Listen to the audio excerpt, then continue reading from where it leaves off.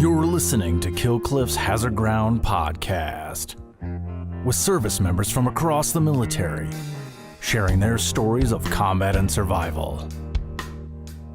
And now, here's your host, Mark Zinno.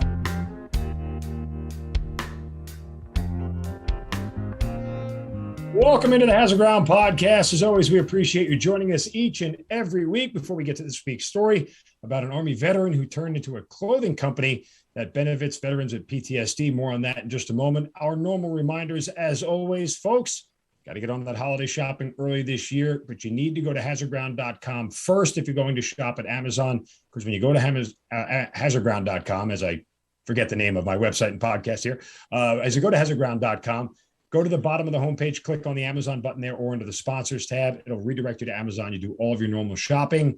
Same thing with your smartphone. It'll redirect you to the app, so all your credit card information is saved. We get a percentage of what you guys spend, and spend heftily at this holiday season. Buy for the ones you love. We'll get a percentage of that, and then we'll donate a percentage of that back to some of the charities and organizations you've heard featured here on the Hazard Ground as well. Follow us on all the social media sites, Facebook, Twitter, and Instagram at Hazard Ground Podcast, and leave us some more Apple reviews. Doesn't have to be a lengthy review, but this helps grow the show and helps grow this Hazard Ground community. Again, doesn't have to be long. However you get your Apple podcast, leave us a review, give us 5 stars, tell us why you love the show. We'll post it on social media. We certainly appreciate you guys helping us out. As well, I want to remind you about our partnership with Kill Cliff.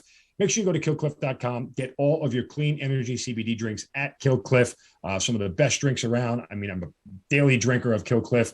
And again, if you can use CBD and CBD products, fantastic way to get your CBD through Kill Cliff. Clean energy drinks, absolutely the best in the biz. Download the Kill Cliff TV app because you can get our podcasts there as well. If you want to watch them there on the Kill Cliff TV app and our YouTube channel, all of it is available there. So again, killcliff.com and the Kill Cliff TV app. All right, on to this week's guest, who is a former Army first lieutenant who had one deployment to Iraq and spent just 3.5 years in the Army, but joined relatively late in the war on terror back in 2017. After his deployment to Iraq, he founded Easy Company Outfitters, which is a boutique apparel brand delivering premium vintage Hawaiian shirts and beach lifestyle apparel, 100% American handmade Hawaiian shirts and apparel that support surf therapy programs and veterans with PTSD. He is Timothy Grovenburg, joining us on the Hazard Ground podcast. Timothy, welcome, man, and thank you for being here. Hey, Mark. Thanks for having me, man. Excited for the conversation, brother. No, absolutely, man. It's great to be here. We actually came across each other on social media. And so I found the company and I shot a note over to our producer, Matt, and I said, what about these guys? Let's look into them. And Matt loved it. I mean, he thought you guys were great, thought you had a fantastic company. I think that you guys are doing something amazing, but I also think that, your story in particular is one that we certainly wanted to tell. So we certainly appreciate you being here. Awesome. Yeah. Thank you. All right. Back to the beginning. As I mentioned, you joined very late in the war on terror, 2017 to be exact. So what was sort of the reason why you decided to get in the Army? Yeah, I think that's an awesome introduction, Mark. And I think not only was I late to the party, if you will, but also just late in my life in terms of joining too. I was 28 years old when I joined, actually. So I was definitely one of the older ones. And I can we have, an hour plus. So I know these types of questions, why and how did you join? You can give the 30-second answer, or you can give the 5-minute one. So I'll try to go somewhere in the middle. But for me, I think to kind of unpack how I got there, it basically started back when I was in college. For me, I knew I always wanted to join, and that was my goal when I was going to get out of school. I've heard several times you tell your story too, Mark, and you did ROTC. I did not do ROTC. Actually, I had a scholarship, and I was lucky. I was playing Division II college football, and was just having a blast. So I didn't have to do ROTC, thankfully. Just was able to do other things as well. But so I was going to go to OCS right after school, and I was going through the process and had kind of aligned my entire life. And when I went to join, I went through the medical exam, and I actually had some like medical issues. Basically, I had like a small amount of blood in my urine, and so that disqualified me for like a year or so. While they were like, "Hey, you need to go figure this out." And thank God it was nothing. But basically, what happened was that I was done with playing football and I was boxing at the time just to stay in shape. Nothing crazy, just like having fun in the gym or whatever. But from like practice sparring and all that, I ended up like having some blood in my urine, which DQ'd me. And I think that's just life, man. Like shit like that happens. Like you can't plan for it. You have no idea that this is going to happen to you. But anyway, so when I graduated from school, I kind of had this giant wrench thrown in my plans, and I was like 22 years old and needed money, needed to work. And so that my original plan got delayed. And so I went to work. And so I ended up getting a job. I had a finance degree and was happy to be doing finance. So I ended up getting a job. And my plan originally was, okay, do 1 or 2 years kind of in the corporate world, and then I'll join and fulfill this calling and then go back. And that's what ended up happening, but it just took me longer. I got this finance job and ended up loving it and just having a blast, and was getting promoted and making money and worked my way up. And so what a 2-year plan turned into a 6-year plan pretty soon. And then as I turned like 25 or 26, I was like, all right, either I'm gonna do this or I'm not gonna do this. And so eventually I jumped in and did it, and I'm so thankful that I did. But I think my path to serving was something that the passion was very constant. The route to get there was anything but straight. But that, I mean, my story, I love talking to people that don't have like the most normal background or path there, because that was my story. And so I really resonate with that. And so if you had, I know there's a lot of non-veterans and veterans that listen to the podcast, Mark. And I think that's something that I love talking to people that are, have goals and are struggling with how to get there, or want to serve, but don't know exactly how to make it fit with their life. I'm like, I get it, man. It's not going to be exactly, show up, go to MEPS, and then you're going to deploy in a year. And like, it's not how it happens, like things get, thrown in the way there. Yeah. And so, I mean, you start this journey off. When you do it, do you know what you want to do in the Army? Do you know what you want your career field to be, or is it just one of those things where it's a desire to serve and here I am, I'll take whatever you give me kind of deal? Yeah, I think if you would have asked me at 22 what I wanted to do, I would have said, I want to go to Ranger School. I want to be an infantry officer. I want to do all of the cool guy stuff. And then when I was 28, I was anything but that. I kind of realized like I was not a cool guy at all. And I'm still not, and I'm kind of comfortable with that. So I knew from the beginning when I joined at 28 that I was hopeful to branch as a finance officer, which is actually pretty hilarious, because when I went through OCS and they've got however many slots and everybody's kind of vying for their place on the OML and think about branching, and I'm like the one loser that's like trying to branch finance. A lot of times that's like a forced branch or something, and like all my friends were like, dude, what is wrong with you? Like, why do you want to do finance? But it's what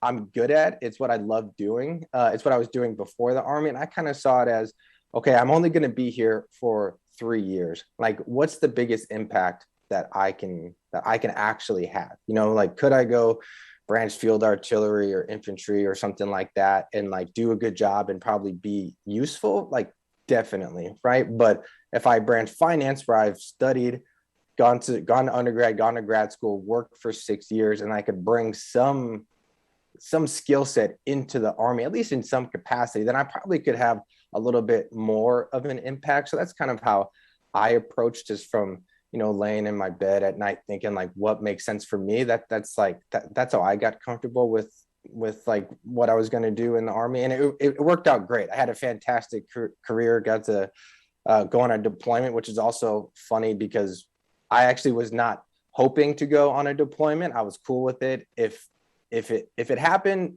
it happened, but I wasn't like searching for a deployment. And especially branching finance, you're not really thinking about like deployments in Iraq and like kind of like what more of my infantry buddies were like talking about and thinking about really. But then it ended up happening to me, and a lot of my buddies at Brant's Infantry never deployed, and here I was as a loser finance officer and actually deployed.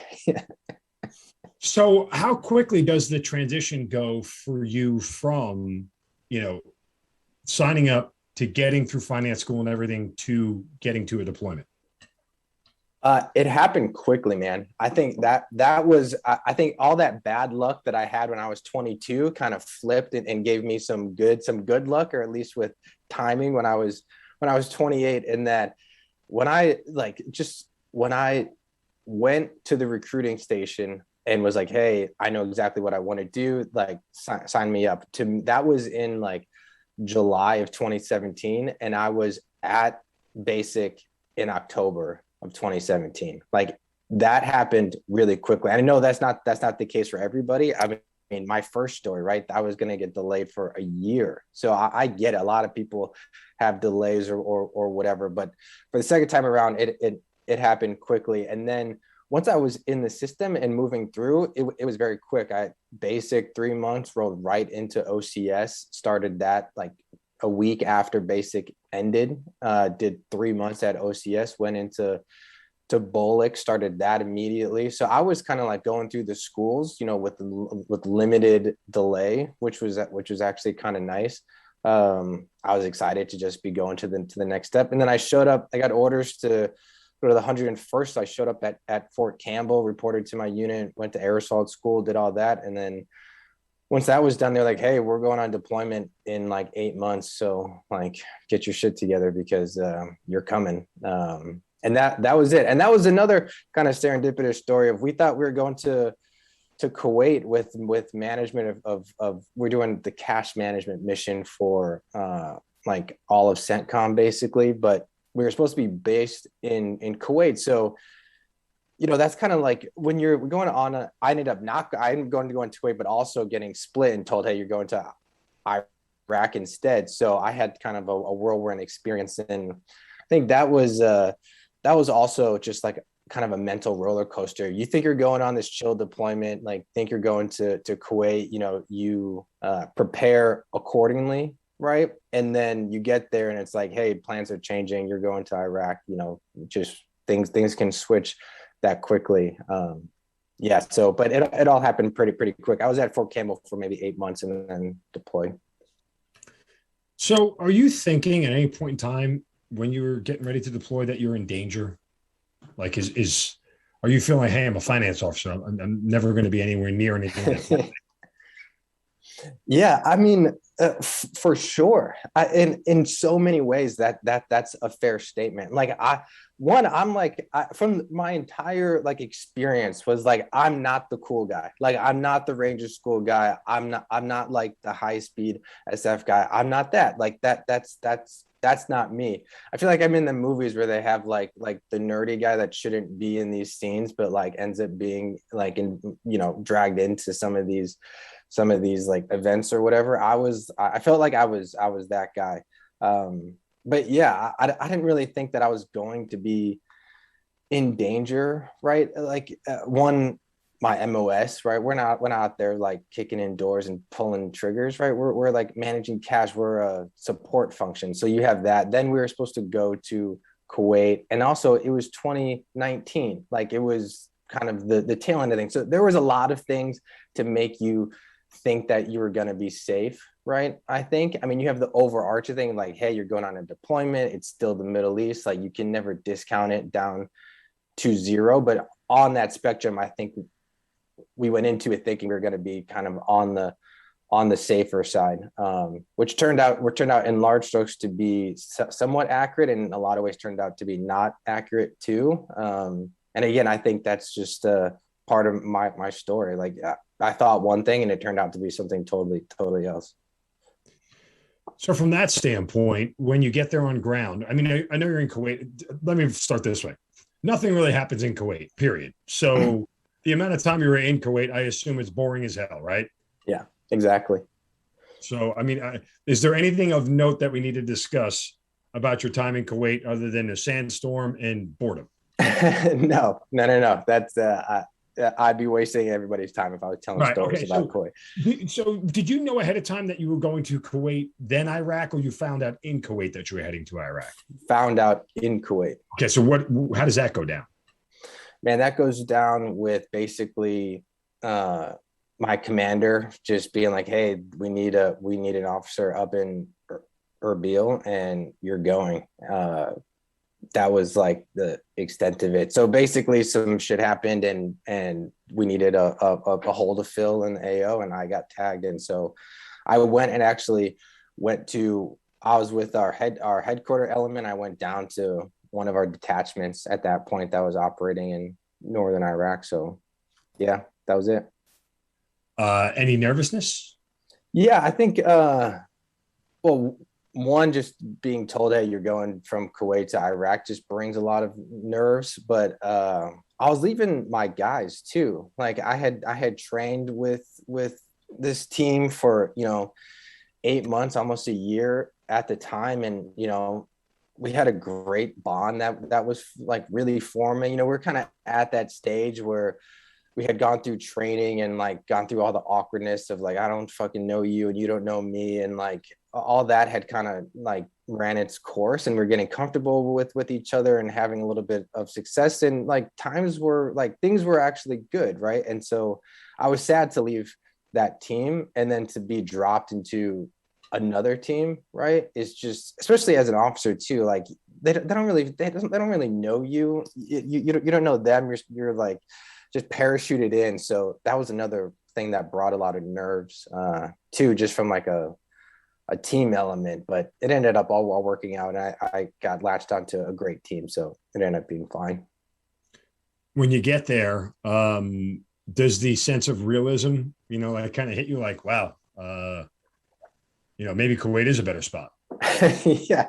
Yeah, it was weird for me too. Like it's all the little shit that you don't see in the movies, that people don't talk about. Like for me, so I didn't grow up with like weapons everywhere. I grew up in the North Shore of Chicago, right? So like we didn't have guns in the house. I had shot a couple times, but like even that, like sleeping next to my M17 with my M4 underneath my rack, like shit like that, you're like, man, this is like, I got fucking bullets around me and these weapons, and you're wearing your kit everywhere. And like those just kind of like daily norms that you don't think are going to be weird, that was kind of weird for me for the first couple of days or weeks. And then you realize like everything becomes normalized. And then that's also pretty fucking weird. Like it shouldn't be normal that you're cool with all of this, but it's your life. So like your brain protects you, and it becomes normal. It becomes not weird, after a while. So yeah, that was just, eating your dinner with your full kit on and shit like that is like, just takes some time to get used to. I'm wondering if there's a seminal moment for you during that deployment that sort of cauterized your, beliefs and sort of made you feel like you had validated the decision that you made, or was there something that happened that made you question whether it was the right decision that you made? Man, that's a loaded question. It's a great question too. I would say everybody has their own journey. For me, I think in broad strokes, it was very positive. Like I look back at my experience and I think I try to be very honest with like, yeah, was it everything that I thought it was going to be? Absolutely not. Right. And in a lot of ways it was better. And looking back on it now, I mean, this is just like, I guess pretty far out there, but like, I refuse to be like that 65-year-old man with a bunch of fucking regrets about like shoulda, woulda, couldas, right? Like, I just don't want that for myself. Mm-hmm. And I think I would just end up being unhappy basically. And in between now and then too, like living with these like regrets, whatever that means to you, right? Like, hey, I regret like not taking this job, or not talking to this person, or not whatever. Like, I don't want to live like that. And I was close to living like that, myself. So I think when I look back, I am almost like proud that I did take the plunge and took time off away from the corporate world, if you will, and fulfilled this calling. You know, for me, it was serving in the military. For somebody else, it might be another project. But so that was, I think that's like the highest level that I can really get to. And I look back and say, okay, this was overall really solid experience. And then when you get down to the nitty gritty, yeah, it kind of sucks. Like going to the field sucks. Going on deployment for 9 months sucks. Like leaving my fiance at the time totally sucked, right? Like going through some like bad experiences was not fun, right? So, but you kind of know that going into that it's going to be a little bit shitty. You don't know the details, right? You don't know how it's going to be shitty for you, but I think most people are smart enough to understand it's not going to be all sunshine and roses. So yeah, that's kind of how I go about it. I think when I look back, say, yep, it was overall good. Of course there was some bad, but you know, that's like anything. Well, you talk about some of those bad moments and things that had happened to you. One specific moment that for you that sticks with you, and why your company, Easy Company Outfitters, you know, works with veterans with PTSD. Just, you know, let us know the background of that moment and how it affected you. Yeah, man. So that was in January of 2020. So right before that, we had of course conducted an airstrike and killed Soleimani, and you know, in retaliation for that, Iran shot a bunch of ICBMs, you know, intercontinental ballistic missiles back at us in Iraq, right? And so they went to 2 bases. I was at one of them in Erbil, which is kind of the very tip-top north of Iraq, between Iran and Syria. So I was at Erbil Air Base that took some of those ICBMs, and yeah, I can kind of go through the night, but that was my, I think that was my combat experience, if you will, which was just absolute crazy. And I know everybody has their own stories or whatever, you know. Mine is definitely unique. I think a lot of my story is a little bit different. I'm happy to talk about it, but yeah, living through that night, and then I actually joined 5th Special Forces Group after, which was there with Erbil with me that night too. And so it's been really helpful, like hearing their stories through the exact same night. They were at a different part of the base, but lived through the exact same experience, and hearing them talk about it, and just like how fucking helpless everybody felt. You know, a lot of these guys have been deployed many times, but you know, getting in firefights, whatever, knowing like ICBMs were coming to fucking smoke the entire base was like, there's nothing you could do. And I think that really threw some people for like a loop there. Yeah. I mean, it's a lack of control. I mean, it's one of those deals where in combat, when you have a rifle, at least you feel like you have some measure of control over the outcome of the battle. You have no measure of control where ICBMs, where rockets and mortars are going to land. And where, I mean, you can control where you're standing, but that doesn't mean it's always in the right spot. Yeah. You know? Yeah. So that's, you know, there's a lot of control is lost, and a lot is left out there to make you believe that it's not what you thought it was going to be. And so that is jarring for a lot of people. You know, you just always want to feel like you can at least affect the enemy or affect the outcome of battle in a way that you're trained to. And when you take that away from people, that helpless feeling can be very, very unnerving. Yeah, no, spot on. That's, yep. Yeah, that's exactly how it felt in the experience. And yeah, I think that compiled with, you know, the whole journey to get there, going to Kuwait, then going to Iraq, and then this happens. It was like, you know, I think I was trying to get mentally prepared for that. And I think if you go, I mean, you could speak to it, Mark, but you know, if you're going on a deployment, you know, you likely are going to a spot where you're going to be getting into firefights. I think you can maybe prepare a little bit more. You know, I don't know how much you really can or how realistic that is, but versus thinking like I'm going to be chilling in Kuwait the whole time, you know, and then all of a sudden you're in Iraq taking ICBM. It's like, yeah, that was, you know, 2 different ends of the the spectrum there, with not a ton of time to, like, I guess, prepare for that. Do you remember talking to people after the attack, and sort of what was some of the emotions and feelings that some of the people on the base had with you?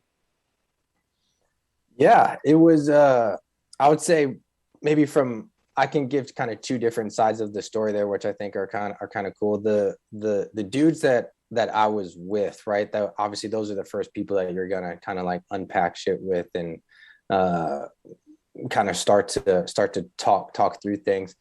And I think people were just scared, man. Like going through that and just kind of realizing, like, fuck, we are like pawns in this like high stakes political game that's happening between our countries right now. And like, we killed one of their guys, and they fucking shot some big ass missiles back at us, and we were the targets, and we were going to be the dudes that were going to like die for this. Yeah, I think that was what we were talking about, kind of like right after.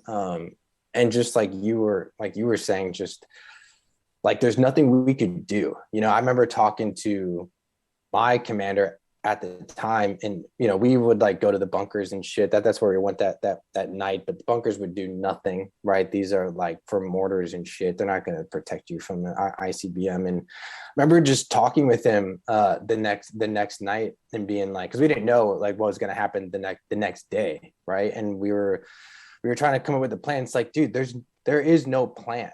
Like there's no place for us to go. Like what are we supposed to? We were just sitting ducks. And I think that was one of the things that was difficult, was just knowing like you can't. It's not like you're back at the base and you're going to go out the next day and you can maybe like come up with a different strategy or different route, or bring whatever, bring different supplies, bring whatever you can, like change the game to your advantage. This was like, dude, you are just going to sit here and just fucking hope that nothing happens to you. So that was kind of difficult to kind of wrap our heads around. So that's what the conversation was like on the street, so to speak. And then flash forward to like a year later, I got back to Fort Campbell and was super fortunate to get invited to go over to 5th Special Forces Group for my last year and do, a finance mission with them. And so they were operating in Northern Iraq and Syria at the time. So that's how I got to know those guys and earned a job over there, just with working with them on the deployment. But those dudes were there too. When that happened, and they tell some crazy stories, like having access to like they knew that the missiles were going to come in like about 6 or 7 minutes before they actually landed, and so they had some time to prepare. But even them, they almost had a more of a mental roller coaster, in that they knew like 6 minutes before that these missiles were coming, and there was nothing they could do. Like, honestly, I don't know what's like worse, knowing or not knowing. But they went through like a 6 minute period, and these guys have been in like seen all kinds of crazy shit, right? But it just like pops off, right? This was like, hey, you have 6 minutes. Do you call your wife? Do you fucking like, what do you do for those? Like, you're actually being told like, hey, you have no shit on satellite, like 7 or 8 ICBMs coming at your base that are going to fucking kill you, right? And like, what do you do for those 6 minutes? And they had to go through that. Which when I went to 5th Group, they talked about all kinds of crazy. And like, that was one of the most like mentally torturing experiences, because of the fact that you knew what was coming. So yeah, that it was kind of interesting to hear their side. I think the answer is obvious. You get in the portalet and you just sit down and just wait for it to end. One, if you're going to go out with clean underwear, I think that's most important. And then 2, what are the chances that a rocket actually hits a shitter? Seems just like very unlikely. That's why, it's probably aimed at a building, right? I love it. Find a random porta john, just sit down and just wait for the world to end. Yeah. I mean, I the love whole world's going to shit anyway. You may as well sit there. it. You know what? There's a lot of truth to that. And you know what? If you go, you'll have some crazy nickname that fucking gets made after you, and it'll be fine. I mean, I would figure you might get a pass getting into the pearly gates if you're just covered in all sort of mess. Yeah. Yeah. Dude, No, go outside, take a shower. You'll be good. So yeah. it's my twisted Exactly. thinking on the whole scenario. You know, no one ever accused me of being a genius. Okay, so that deployment ends and you end up coming back. I mean, is there a sense that when you get back that night had affected you more than what you had recognized at the time? Yeah, for sure. I think one thing, the biggest thing for me that I didn't know, and look, people have gone through things like multiple times, probably more traumatic than what I went through. And I think not to like discount, I think that's also not fair when people, compare their trauma to other people's trauma. It's like, hey, my trauma is worse than your trauma. Like, that's not a healthy conversation for people to be having. So I try not to do that, but I am, I think it is helpful to understand, like, you're not alone, and like, your experience is one experience alongside people that have had many other ones too. So I think that is helpful. But I think for me, what was difficult when I got home from Iraq and that deployment and that experience in particular was that all that shit happened. Like, when the first missiles landed, we were asleep.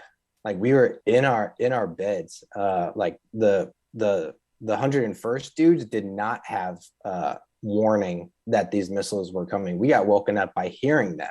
So, and then the clusterfuck that unfolded after that. So I think that was something that I wasn't expecting, was that I got home and then couldn't sleep, like, right when I got home, and I was like, man, I'm like, I feel okay, but like, I'm having this like weird time sleeping. And then my wife kind of helped me unpack it, but like what I learned quickly was that like, I was associating sleeping with not being safe, basically. And so I like just had a really tough time like sleeping. And then I was able to get over it, thankfully, just by like working through some of that, like some of those issues, if you will. But yeah, that was definitely one of the things where I was so excited to be coming home. I was like, I'm safe, I'm good, all my guys are good. Like, the deployment was good all around, like a super solid deployment. And coming back and being like, shit, maybe I am a little bit more messed up than I thought, No, I mean, 100%. It sort of sneaks up on you. It hits you like a ton of bricks when it does. So from that standpoint, I certainly understand, where your head is. Do you feel like something needs to be done about it, or is it just one of those, okay, here I am sort of deal? Yeah, you mean just about like helping people with like PTSD and helping yourself, I mean, first, more than anything. Yeah, that's a great way to put it. I think it does start with yourself and wanting to help yourself. And if you I think it's super tough in a lot of ways, just with I mean, we could get philosophical here, but like, just to be honest with yourself about like, how good or how not good are you? And that really expands to like anything in life, like, are you like, how mentally strong are you right now? Like, are you fucked up because you're struggling with things at home, or a deployment or relationship, or one of your kids isn't doing well in school, or like something's bothering you, and just realizing like, this is affecting me and I'm not in a good space because I'm worried about this thing, right? And just like understanding what's happening to you and realizing like, hey, it's putting me not in a great like headspace or whatever. So I think that's like step one, is realizing like you're messed up, not because of anything that you're doing that's wrong, because something happened and it's affecting you, and you should be honest with that and be like, hey, I'm not my best. I'm not in my best space right now. And then once you do that, I feel like it's easier to then talk about things and ask for help. But I think for me, that was one of the, like, looking back, that's probably one of the the key pieces for me just to like be mentally strong is admitting like, hey, I'm not mentally strong right now, and I need to take 5 minutes and get better. And you can, right? It just takes a little bit of patience. So you decided to get out of the Army after 3.5 years. How'd you come to that decision? Uh, I think I made that decision before I even joined. Oh, really? Yeah, I knew from the beginning, or at least it's tough to say I knew, because shit, as I hopefully, as you've heard in my story, everything that I knew, I didn't actually know, nothing went according to plan, and that's okay. But I believed that I was only going to do 3 years. For me, that just is what made sense for a lot of reasons. But the biggest one really was that, I had basically my wife. I had met this girl and was wanting to get engaged, got engaged. We're married now. We've gone through these great chapters with each other, and, really I think been tested in a lot of ways, and it's worked out great. But for me, I knew going in that I was probably only going to do one contract, if you will. And the big reason was for her, like she's got her own career. She's doing a million things. And I just wasn't really prepared or willing to like drag her around to a bunch of Army bases for 20 years. So I think I knew it was only going to be a one and done for me. All right. So after that, you clearly have the background in finance and in business. So how is the idea for Easy Company birthed? Where is the conception? So it was like a culmination of two things, I think, at its highest level. The first was just personal for me, was that I was looking for a way to stay involved and be a positive impact on the community, right? Like, and it was really that simple. Like, I didn't really know how I was going to do it. I just knew that serving and our military community was something that was important to me. And I didn't want to just give it up. Like, I couldn't just walk away and be like, oh, well, that was a fun, like, almost 4 years, like, good for me. And then just let it kind of be. I felt like I wanted to stay connected. So I was looking for something that would allow me to stay connected to the community and, do something that would hopefully help people. So I think that was like the first half, was just me being in that state of mind of looking for something. Right. And then the second thing, which is really like the idea for the product, was that when I had got to the 101st, I had started to do a bunch of research. I had heard of the 101st just like through passing, basically, but I didn't know really that much.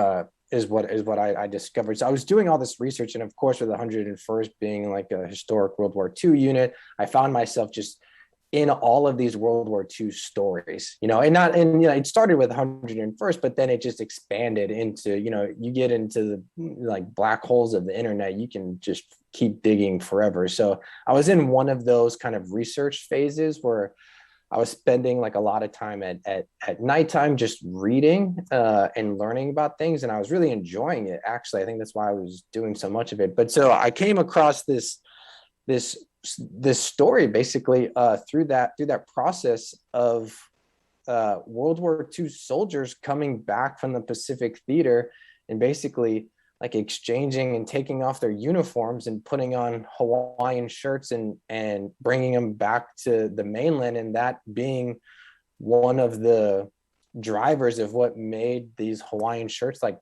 ended up being popular in the United States after that. It was all these dudes bringing them back from Hawaii, basically.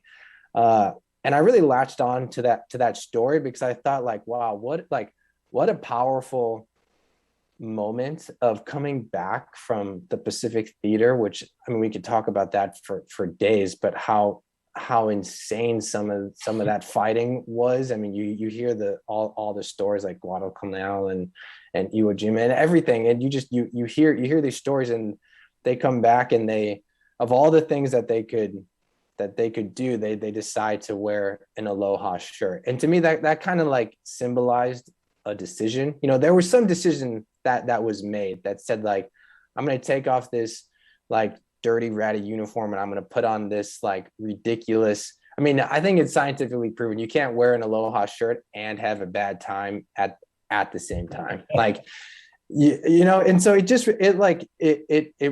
to me, it symbolized like a very, very simple, authentic, like pursuit of hope, basically. And I was like, that's a story that I think is powerful and it's not told enough. And so that was the idea for the product, basically saying like, hey, veterans are basically responsible for popularizing the aloha shirt in the 1940s, right? And so that would be the perfect product to help to give back to veterans. And so I was like, if we could make some badass Hawaiian shirts and use the profits to help this community that I feel so passionately about, then that would be a really, like, I guess, worthwhile cause to be starting. So those kind of two things, being in that mindset of wanting to help and then hearing the story and thinking like, shit, somebody should make a product that uses that story for good.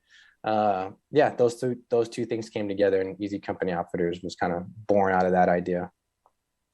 Pretty impressive. I mean, I love how you tie it all back. You know, it comes kind of full circle from the greatest generation to the next greatest generation, which is, you know, the war on terror vets. And you know, it's just all very symbolic. So I certainly appreciate that. Do you have any idea of how to make apparel? It's the other part of this, right? It's one thing to start a business in an area that you know. It's, you know, hey, look, you can work in restaurants all your life and understand the business, open up a restaurant or a bar and be okay. But if you've never made clothing before, I never have. I've certainly cut some sleeves off t-shirts if that counts. Yeah. But nonetheless, do you know how to make how to make shirts? Right. No, definitely not.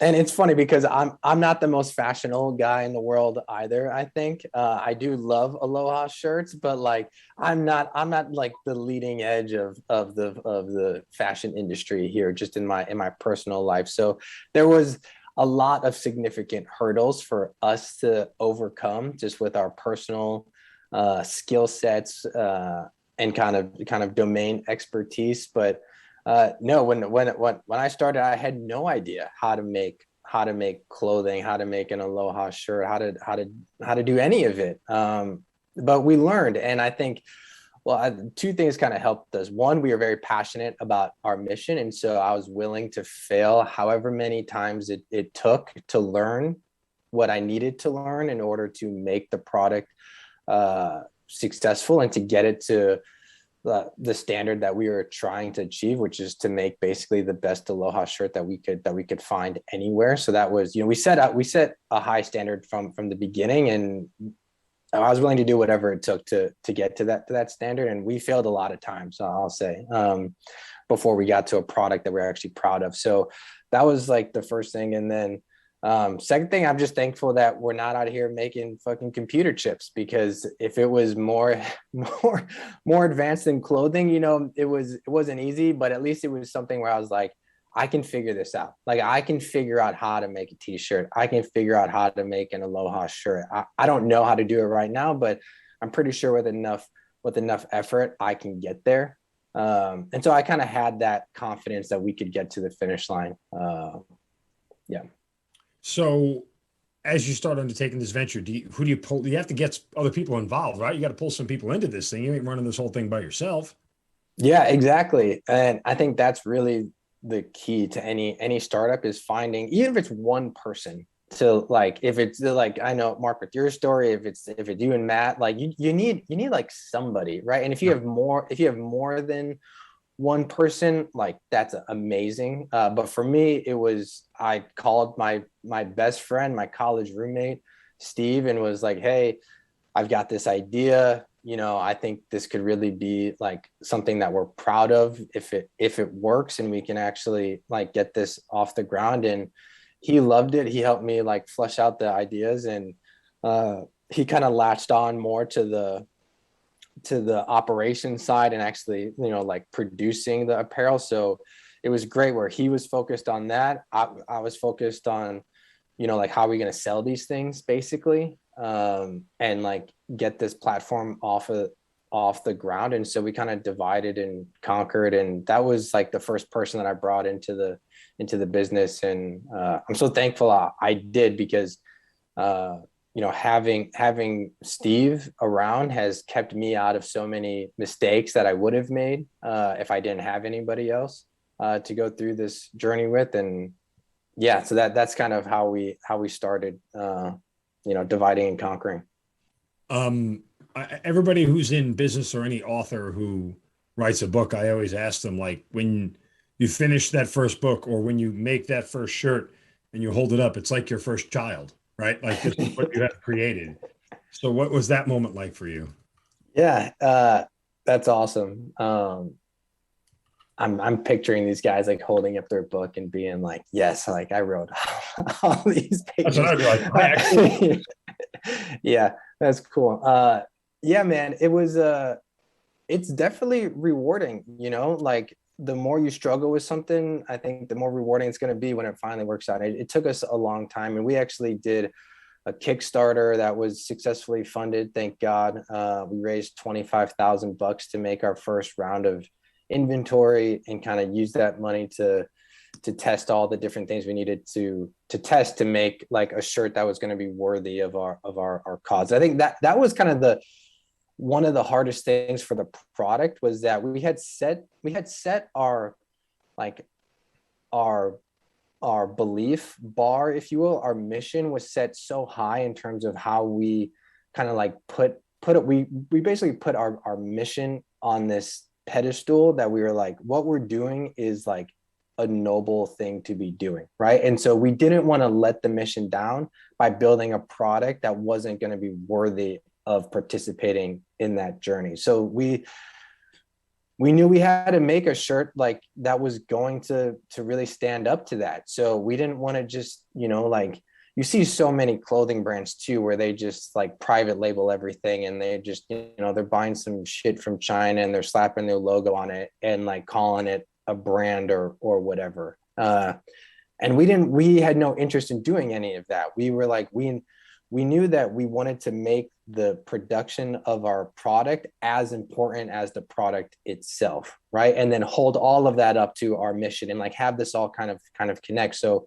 we made everything from scratch. Like from the cotton farm all the way to the final, stitching. We wanted to control and know about the entire process to make sure that it was being done the right way, so that we could hold up our t-shirt and put it up against our mission and be like, hey, this shirt's worthy of participating in this mission. So at the very end, when we held up our product and we're like, all right, I actually built this, we were super proud of it. Like, we had been told by so many people, you can't at scale make economical American made clothing. Like, it's impossible. You need millions of dollars of investment. You need scale right off the bat. You can only do it with like super expensive luxury items. Like, you'll never be able to make a shirt that competes with any of the brands that everybody knows that are importing all of their product. Like, you won't be able to do it. And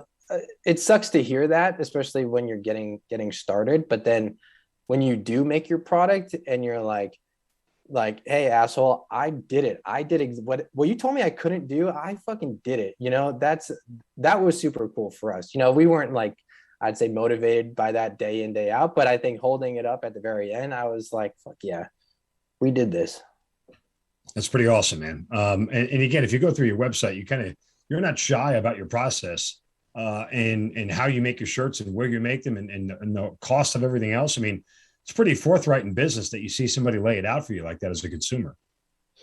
Yeah, I think that's one of, I mean, you don't see it. And I think it's really a shame that you don't. I think companies should be more transparent with how their products are made and how much they cost and what ingredients are in them or not in them. And like, just be honest with people. I mean, for us, maybe it's a little bit easier because we're so small. So we kind of see like the company really is an extension of us. And so the company's gonna act exactly as we act, and we try to, of course, act with integrity and honesty. And so like it wasn't a difficult decision. I'm sure for big corporations it's a little bit different, but for us it was very easy to make that call. But yeah, we want people to know that, like, hey, like our shirts are expensive, right? They're priced kind of according to what other Aloha shirts are like priced at, which is, like $120 basically if you go onto any of the big brands websites. So we knew we wanted to compete on that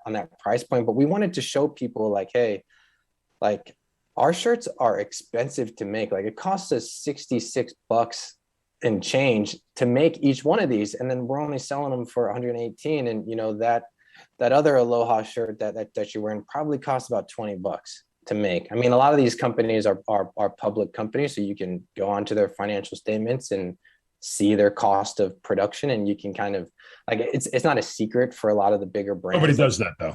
Nobody does that, right? Nobody does that. But honestly, people should. And it's like reading the ingredients on your ballpark hot dog and chips and everything else. You just don't want to know what's in it.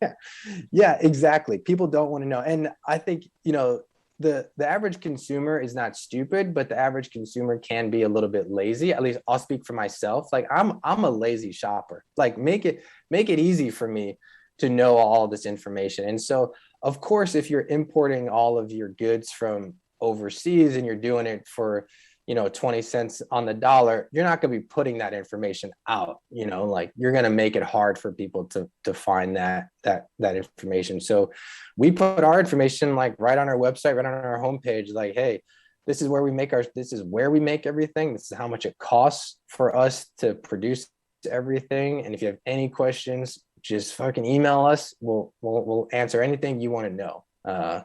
So we try to put that like at the forefront so people can get access to that data.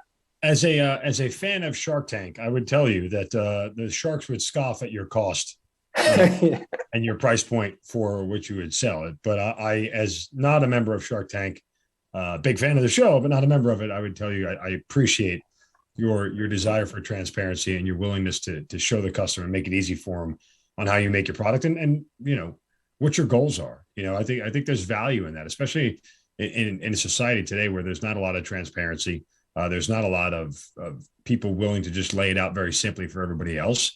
I think that there's some generic, value in that. Yeah, it is tough operating at our size and scale where everything is expensive, we make a couple hundred shirts at a time. So our cost point is going to be very different than making, thousands of shirts at a time. So we're definitely at that stage. And hopefully, when people check back in with us in a year or 2 years, you'll see the quality can maintain, but maybe our cost can go down a little bit as we get some scale basically. So hopefully that will come in. We're in, our first year of this business and this idea. So I think, our cost point kind of reflects that. And we didn't want to pass along all of the costs to the consumers. We thought we would basically get priced out. People only spend so much money on apparel and causes that they're passionate about. So we wanted to be competitive and basically cash flow the business until we can get some more scale. Gotcha. Well, I'm a big fan of the balsa. Size large would work well for me. I mean, seriously, Gotcha. stuff looks great. I mean, it's fantastic. I'm just, as I, peruse through the website, everybody check it out. easycompany.outfitters.com. Now, a lot of this and the profits go to helping PTSD and veterans and surf therapy for veterans. So how do you come up with surf therapy? Yeah, that was just like, it was just an like organic discovery throughout this journey where we knew that we wanted to get, it started with like, okay, let's use the profits to give back to veterans. But so that's where we started this conversation. It'd be like, I'd be like, if you were Steve, I'd be talking to him, be like, okay, so what does that mean for us? Like, how are we going to do this? And we had a bunch of different ideas and we went through like some natural iterations, but through trying to answer that question, we discovered surf therapy, and we were like just totally enamored with this idea and this project. And it's not that well known. I would say a lot of people, when they hear surf therapy, it's a new term for them. It's not like, it's not something that you hear or talk about every single day. So there's a big educational piece, but we just discovered that this technique of surf therapy to help with the stress of PTSD has been really gaining traction over the last 15 years. And a lot of people in the veteran community have brought it into the fold for us and set up these surf therapy clinics specifically for veterans. And so we started to hear these different stories and do that research. And we're like, this makes sense. Like, this is a project that seems sustainable, meaningful, making a great impact. We loved everything about surf therapy. It's all natural, it gets people off medicines and pills and shit like that. Those have their place of course, but for people that maybe aren't comfortable, like, going into see their therapist all the time and getting on whatever medications, then if you want something else, surf therapy can be that kind of filler. And so we just loved it. And yeah, that was like the first thought. And so we started calling and researching and talking to people. And I went and did surf therapy and, just absolutely loved it and said, okay, this is going to be the cause for us. So yeah, we just latched on and surf therapy became the give back. It's amazing. I just think of being on a beach, but then I also think of that scene in Forgetting Sarah Marshall where Paul Rudd and Jason Segel are doing the, pop up, do less, do more, do less. As and, that would be more frustrating than therapy, but nonetheless, I mean, I've never surfed, so I wouldn't know what it's like, but it's one of those deals where, you get people out of their comfort zone and you get their mind off of their own stuff that they're dealing with. And you start to find out that it's a much easier way to get people healthy. Yeah.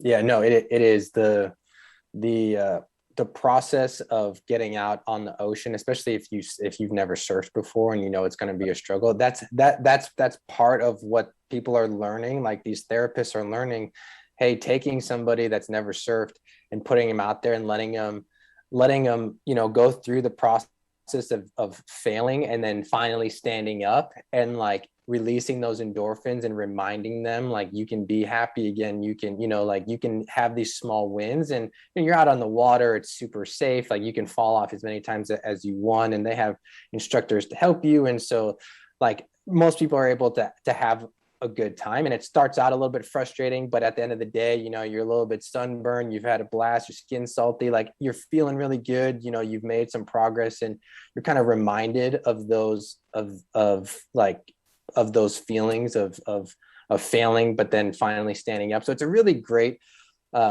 like reminder for the brain. And then the bigger thing that like I think that people really appreciate, that I appreciate, I think that's helping surf therapy gain traction, is just the natural community that has started to be formed around going out and surfing, a couple times a month or a couple times a year, whatever you have time for, and just like being around other veterans and just like that sense of belonging can be just as powerful as the actual like surfing itself. So that like combination is just working really, really, really, really well.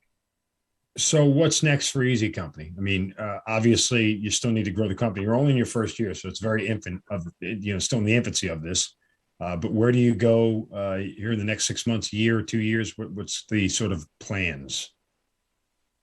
Sure. I think the immediate plans is just to have a kick-ass holiday season. That's our immediate focus, is just try to get out there and get our story and get our message out there, and see if people will, be interested in joining us this holiday season. That's what we're focused on right now. And then after that, once we roll into next year, we've got a bunch of new prints that we've designed this year that we're eager to release next year. So that's kind of the next stage of production, is releasing some more prints and kind of scaling our product line, if you will. And then really after that, I think it just becomes like, if I look a year or 2 years out, it turns into, okay, how do we how do we continue to partner with other like-minded people, brands, podcasts, like whatever, like to get our story out there. You know, we're not an investor backed, like highly capitalized company that has these big advertising campaigns. You know, we're word of mouth, and doing stuff like this to get our story out there. So I think thinking a year out, it's like, okay, what's the next evolution of that? How do I continue to get the word out there? Yeah, that's what I'm thinking about a year or two out. I mean, amazing. It's the idea of starting a business and starting a company to me is always so daunting. You know, I mean, it's so easy to see failure right in front of you. And there's 100 reasons why it won't work and probably one or two why it will. So I give you a ton of credit for going out there and doing this. Right now, is this the full-time deal, or are you still working regular finance stuff on the side as well? Yeah, no, regular finance stuff, you know, pays the bills. Right. So yeah, I'm in the finance industry full time, and then doing this kind of on nights and weekends, et cetera, which is a grind. But I think for us, like having that starting from a good place, and knowing that this was like an expression of things that we care about, right? Just like joining the military was, or whatever you participate in your personal life to give back or have a higher purpose or whatever it is for you.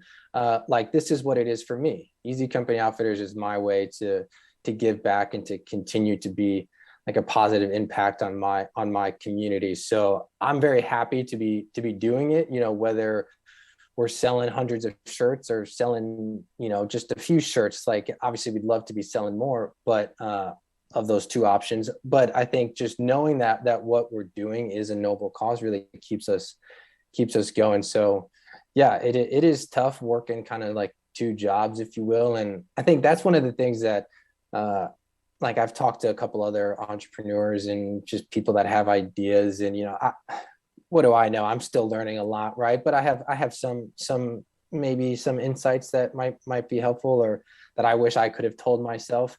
But I think one of the biggest things with like working a full-time job and doing, you know, a side business, if you will, is really just understanding that like you're going to commit to this, and a lot of the price is going to be paid by your family and the people that you care about. And, you know, when I'm at home on Saturday night or whatever, and me and my wife go out to dinner, and then, you know, it's 9:30 or 10 o'clock, we get back home, and she sits on the couch and I go into the office and I work on Easy Company, you know, from 10 to 1 in the morning or 2 in the morning or whatever. And I'm not on the couch, like watching movies or whatever. And like, you're going to sacrifice little things like that all the time in order to get this off the ground. And I think just knowing that, or at least being very cognizant of that's what your life is going to be, is a helpful reminder that I think I wish I would have been told that, you know, just so that like any like deployments, whatever, like just getting yourself mentally prepared for going to something can be helpful. So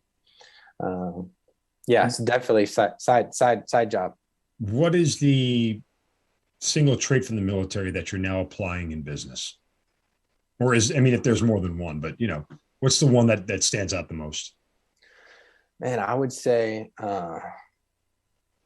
that's a great question. But I think to me, it's that integrity is everything. Like once if you're able to maintain your integrity with your unit, with your soldiers, with yourself, right? Like you can have a lot of success in the military. You can go through the schools, you can go on deployments, but like you need your integrity to be successful. And I think that is kind of a simple lesson, if you will, but to me, I'm trying to apply that to Easy Company. And I think us maintaining like all of our integrity throughout, making everything 100% in the United States, pushing out our cost points of like participating in these, you know, surf therapy, like that's us trying to maintain our integrity. And I think learning that and validating that in the military has been a lesson that I'm very I'm very like, I guess, grateful to have learned. And that's what I'm applying to Easy Company. Well, I mean, again, easycompany.com is where you want to go to check out all of the stuff that you can get there. Just an amazing company, great shirts, high quality stuff. I mean, love it all. Honestly, Timothy, it's been a pleasure hearing your story. It's been amazing, just seeing this whole thing come to fruition. And despite just a short time in the military, you've leveraged it the right way. You've used your military career for all the right reasons into something different. That's totally okay, because not everybody's meant to do 20 years. Not everybody in that organization needs to be a lifelong individual. We need those sort of transient people who come in and get out to keep moving the organization forward.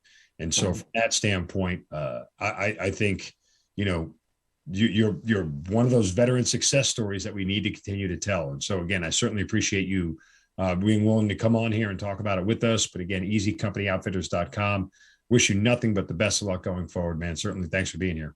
Thanks for having me, Mark. This was a blast, man. Appreciate it. I'll keep being a fan. All right. Tim Grovenburg, thanks for being part of the Hazard Ground. Thanks, man. You've been listening to Kill Cliff's Hazard Ground podcast, hosted by Mark Zeno. If you have an interesting story to tell and you'd like to be on the show, send us an email at producer@hazardground.com. And if you like the show, don't forget to subscribe, rate, and review on Apple Podcasts. Thanks for listening. We'll see you next time.